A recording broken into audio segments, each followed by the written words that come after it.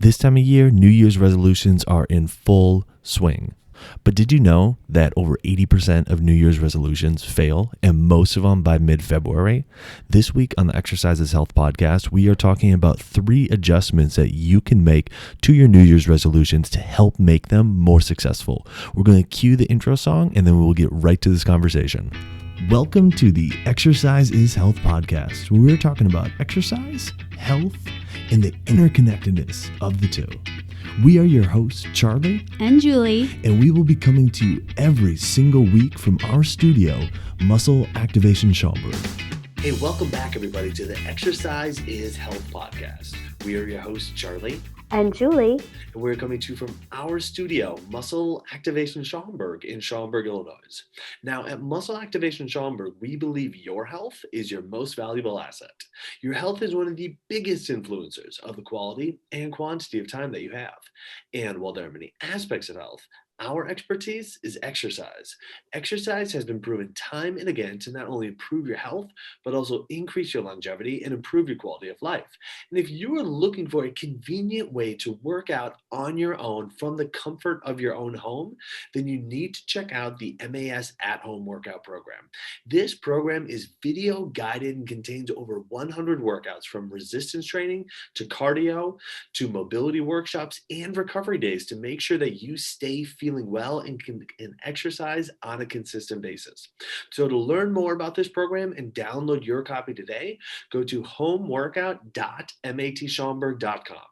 Now, this week, we're talking about something that is very prevalent this time of year, and that is New Year's resolutions. But the reality is, it's a vast majority of New Year's resolutions fail. And it's not that people aren't interested in doing them, but it's that the priority of them changes. At the turn of the year, we're really focused. We're like, hey, you know what? I'm going to lose this weight. I'm going to exercise consistently. I'm going to eat better. I'm going to do whatever changes we think we're going to make.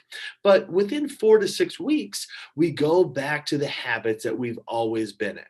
And so that is clearly an issue because, look, there are things within your life that you want to change. There are things within my life that I want to change. There are things within Julie's life that she wants to change. If you don't implement the habits of success and the habits of being able to accomplish what you set out to accomplish, well, then you're never going to be able to get the results that you want to get from a health perspective or from any other perspective in your life. So in that regard, we want to talk to you about 3 really simple things that you can start doing now to make your New Year's resolutions more successful this year. Absolutely, Charlie. And I think that the best way to sum up everything you just said, minus the part where you said I have things to improve on, I was actually under the assumption I was more almost, perfect. But, anyways, is the difference between being motivated and being committed.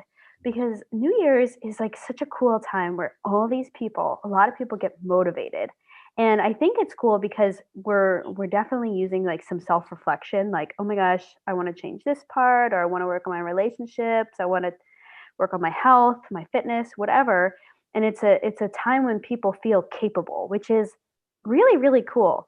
And our goal today with this podcast is to give you 3 different small adjustments to the goals you already have, or the missions that you already have, that will make them more successful. Because being in the fitness industry, Charlie, I think you and I see how much of an influx the fitness world gets in January and sometimes into February.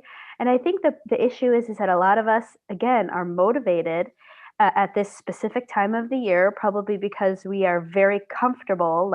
We've just ate a whole bunch of food. We just, spent a lot of time with our friends. We probably feel the most unhealthy. So we feel like we need to do the most drastic change.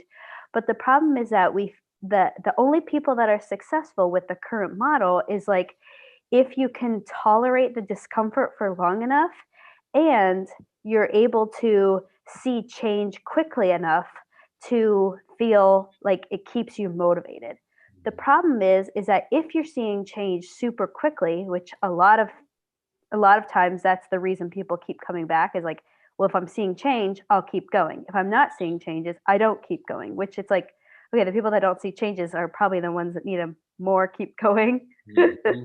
But anyways, either way, it's not a healthy way to pursue fitness. And so I think that just that alone is a great reason to consider our advice, and we hope that it really helps you maybe reframe what you are about to embark on as we well actually no, this podcast is coming out maybe January 5th, I think. January 6th. Yep. January 6th. So that maybe you've been working on for 6 days. And I hope this helps steer you in a more productive path. Yes, yes, exactly. And you hit it on the head with the motivated versus committed aspect, because you're absolutely right. Especially this time of year, people get really excited about trying to make drastic changes to their health. But rarely do people get excited about making little changes that they do consistently over time. And it's like, okay, yeah, I'm going to make this little change, and 10 years from now, I'm going to see some really cool results from it. Rarely do people think about that. They're thinking, okay, I'm going to make these really big changes, and by the time spring break rolls around, I'm going to be ready to go. By the time summer rolls around, I'm going to be ready to go. And then I'm just going to be able to sustain that. And that's not the case for anything health related, and especially when it comes to exercise and when it comes to fitness. Okay. So and so that's one big thing that we see a lot. The other big thing is the goals or the resolutions that people tend to set are very outcome or very results oriented. Okay, and what we mean by that is they set the goal of losing the 20 pounds. They set the goal of, to keep with the health streak, like decreasing their blood pressure, decreasing their fasting glucose levels. And it's all these, all right, the result is the thing that they're going for, as opposed to doing the incremental steps along the way and kind of getting excited about that. And that's really the first thing that we want to talk with you about today is, one way to make sure that not only are your New Year's resolutions more attainable, but they are also more successful, is to set your goals in your resolutions to make sure that they are action oriented as opposed to outcome or results oriented. Okay, so what does that look like? Well, instead of saying, okay, well, I want to, lose 20 pounds by summer, you can say, hey, you know what? Through January, I want to make sure that I go to the gym 3 times a week.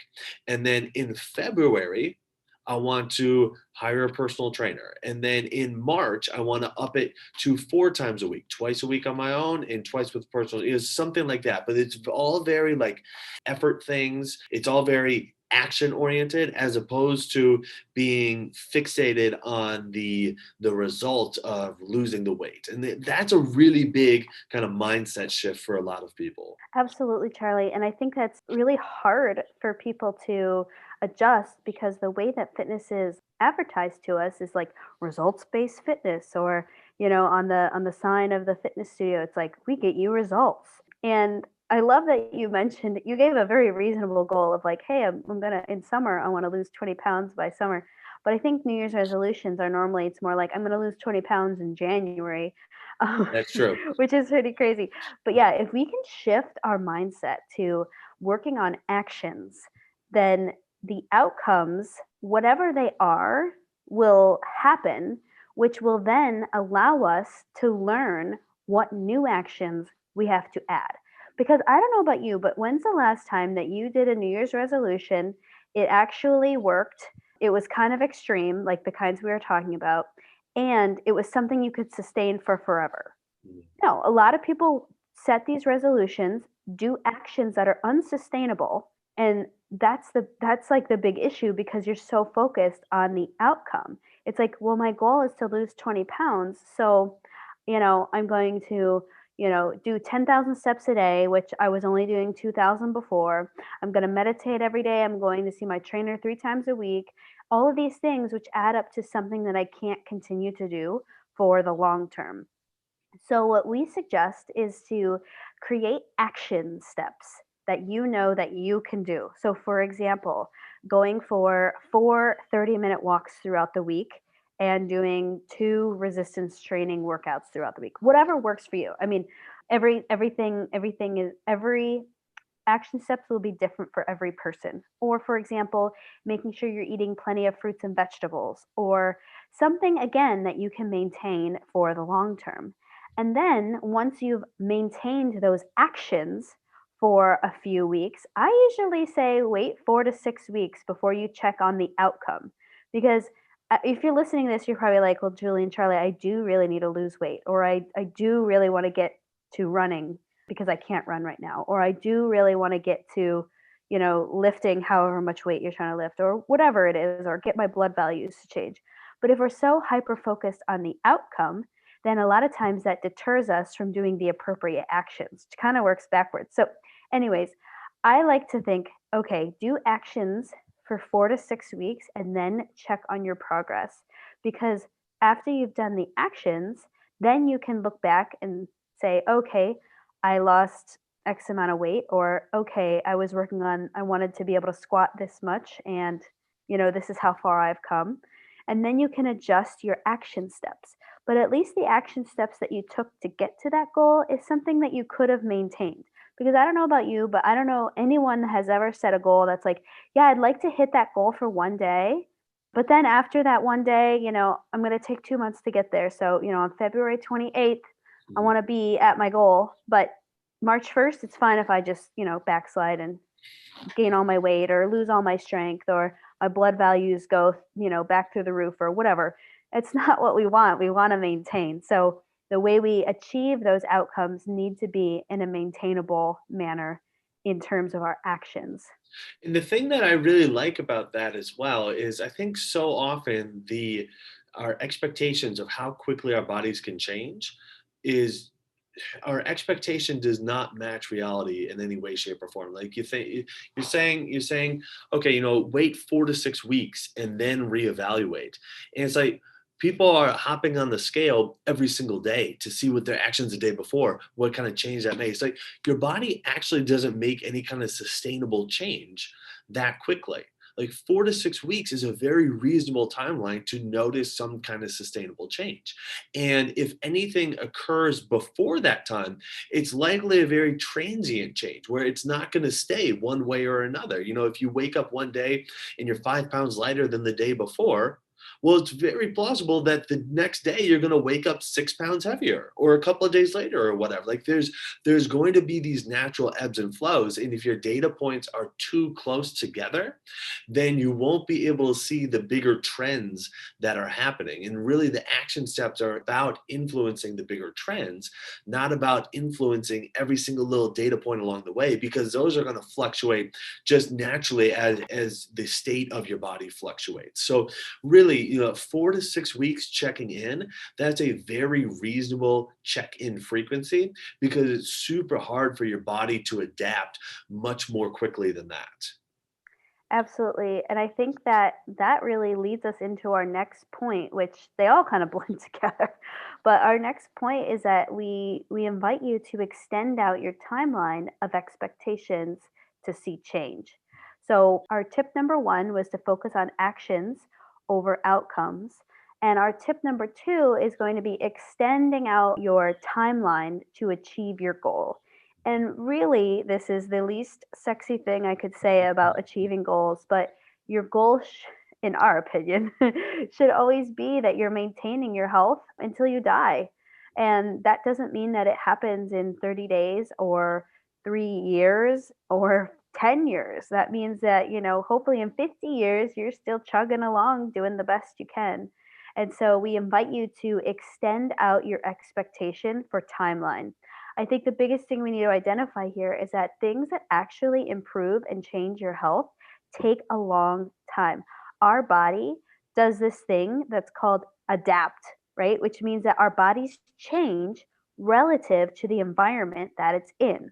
Okay. And so when we've been in an environment, or we're putting our body in an environment that is maybe chronically sitting, not exercising, not challenging your muscle tissue, not using range of motion in your joints, not eating healthy or getting nourishment in your body that's appropriate for your body, not hydrating, that's all the environment that you've put your body in. And our body likes to change relative to its environment. And actually, our bodies like to change in the negative way, I think, faster than it does in the positive way, because it's way more work to maintain a more muscular system. Anyways, so give yourself the grace of adding time to your expectation of timeline. I think a lot of times we think, again, our goals are really lofty, which is amazing. But remember, you got to give yourself time to achieve those lofty goals. But we expect to see these lofty goals, we just hit it hard. And in 30 days or 2 months or whatever your current timeline is, we hope to see a huge change towards that lofty goal. But in fact, if you actually spent a whole year working on your New Year's resolution, and your your body would be healthier at the end of the year than it would if you achieved it in 2 months and then did nothing about it the rest of the year. So we invite you again, extend out that deadline so that you're able to actually have your body change in a healthy manner. Yeah, I really like this one. I like what you said about the maintenance piece because you're absolutely right. It's like, okay, if I'm sitting there at 50 years old and I'm saying, you know what, by the end of January, I want my body to be back to how it was when I was 30.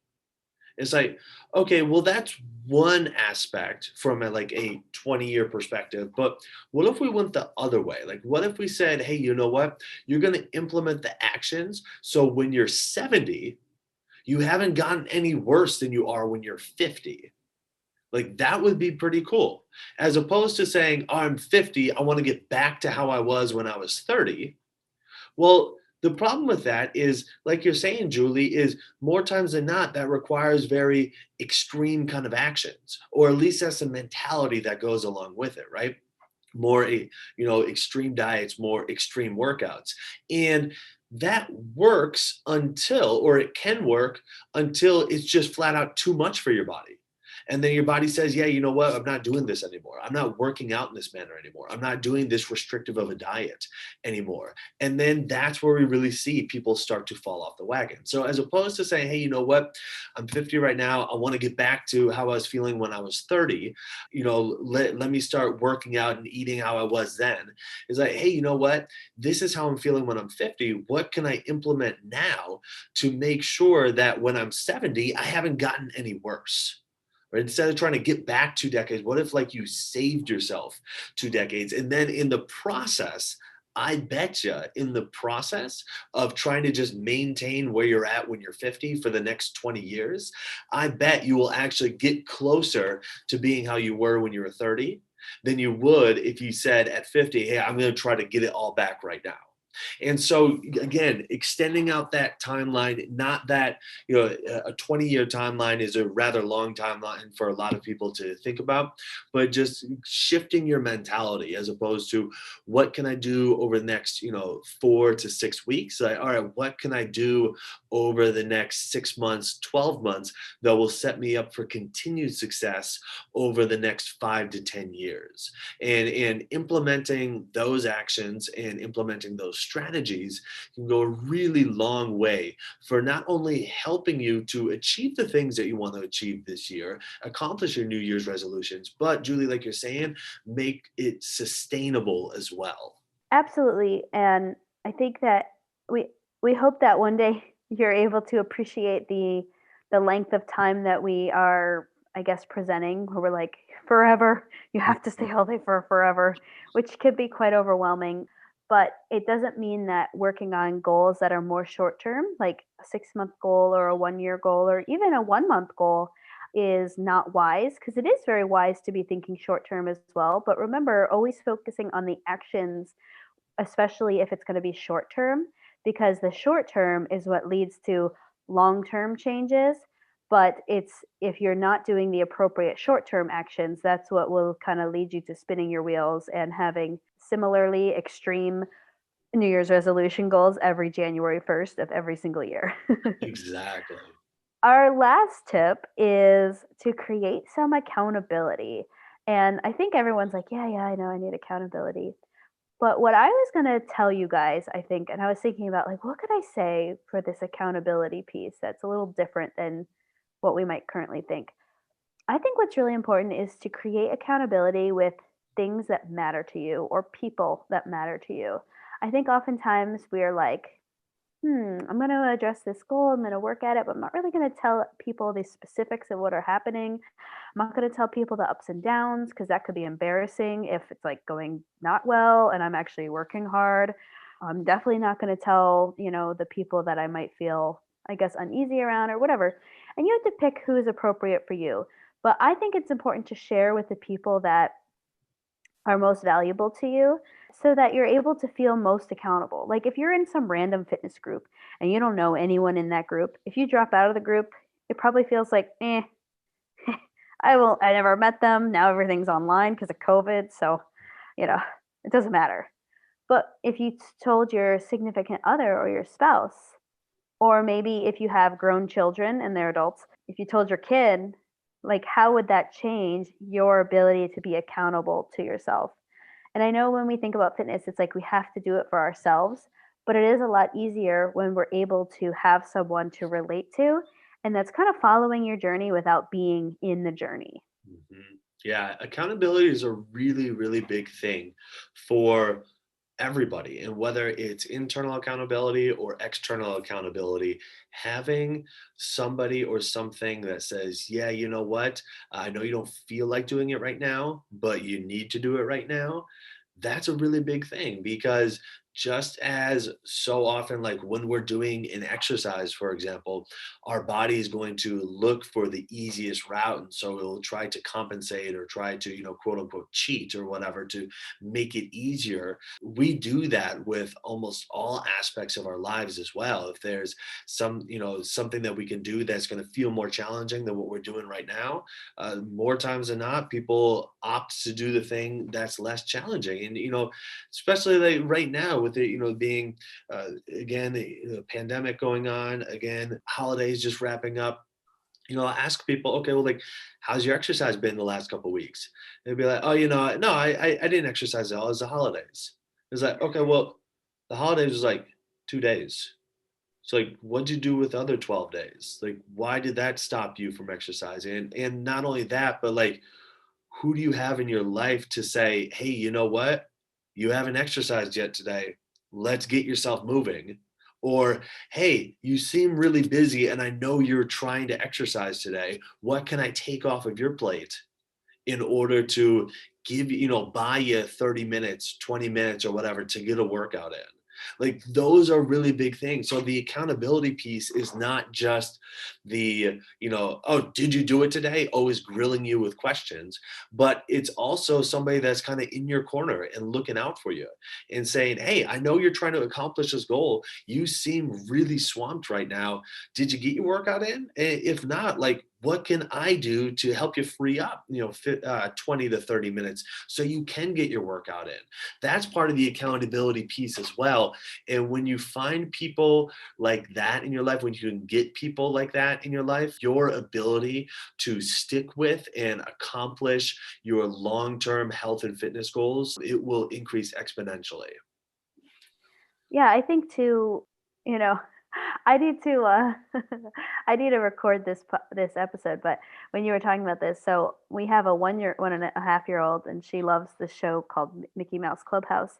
And Yeah. there was this exercise episode. It was just amazing and I wanted to record it, but there's a part where Mickey is talking to this other person. Is like, "Hey, you might feel better if you would move your body a little bit more."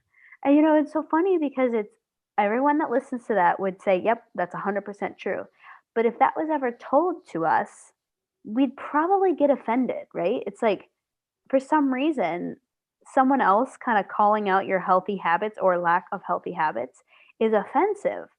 But I think that if we have one person or two people or something that is genuinely there for you and can call you out without being offended. Because I think I'm not a psychologist by any means, but if you're offended by something, that means it's hit an emotional something, right? And usually if it's someone that you can be, upfront and honest with and they can call you out on stuff, it probably leads to some kind of emotional something that you have going on that's stopping you from doing the actions that you want to do. So, anyways, I thought if you have these people that you can be accountable to, and I'm hoping that it can be someone that you can be very open with, then then that accountability will kind of dive deeper than being just a random member in some online group or a random member in, following a program that you've been given online. And then when things like that come up, it's more motivating, and it's more like, hell yeah, I've got this awesome team with me, and it's not just about me. Yeah. And maybe you're an accountability partner for someone too, and you can say stuff like, hey, like, when are you planning to get your workouts in this week? Just curious, and it's not taken offensively, and it's actually done out of care rather than done out of almost like passive aggressiveness, I Right. guess, is maybe how it comes across. Exactly. But I know that we have people during the home workout program when we're doing those workouts live. They would coordinate with each other. They say, okay, we can't catch them live, but every day at this time we're going to watch the replays together. And even though they were doing them in different locations, that served as a form of accountability. So Yeah. it's a really big thing. Awesome. Awesome. Well, we hope that after listening to these tips, you can kind of reevaluate, keep your same goals, but maybe reframe them and think about, how will I make this? Maybe if long term is kind of daunting and not cool and not awesome to you, just think about the 3 steps we just created, or 3 tips that we just presented to you. And those tips, if you apply them to your goals right now, will already make your goals more long term, and will make them more health focused, which is what we need to see. Because again, we every year we see people just going after these goals, and it doesn't last very long, and we want to see them lasting longer, so that your life can really benefit from the health changes that you'll see from having these amazing goals.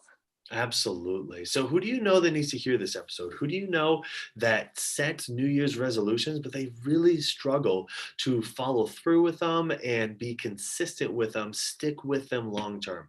Share this episode with them so they can hear about 3 simple things that they can start adding in with their New Year's resolutions, as far as like little minor adjustments to make that will help to make them more successful with achieving their New Year's resolutions. And while you're online, head on over to iTunes and leave us a rating and review. It helps people find this podcast when they're looking for information on exercise and when they're looking for information on health. So if you found value in this conversation today, let us know by leaving us a 5-star rating and review. Well, thanks so much for tuning in. We always appreciate it. Have a fantastic week. We'll talk with you all next week.